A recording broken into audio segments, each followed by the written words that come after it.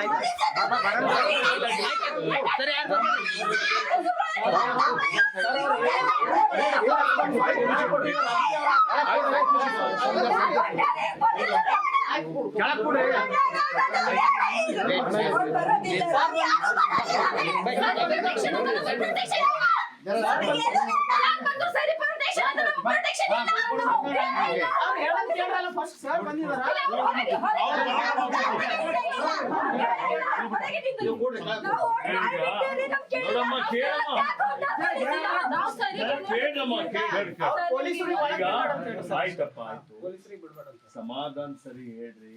ಇದ್ರ ಹಿಂದೆ ಯಾರಿದ್ದಾರೆ?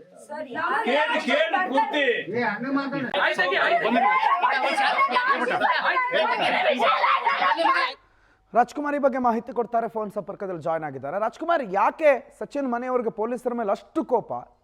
ಅಂಥದ್ದೇನು ಮಾಡಿದ್ರು ಪೊಲೀಸರು ರಾಜ್ಕುಮಾರ್? ಖಂಡಿತವಾಗ್ಲೂ ಪ್ರಣೋದ್, ಏನ ಸಚಿನ್ ಕುಟುಂಬಸ್ಥರ ಒಂದು ಪೊಲೀಸರ ಮೇಲೆ ಕೆಂಡ ಕರೆದಿದ್ದಾರೆ ಅಂತ ಹೇಳ್ಬೋದು.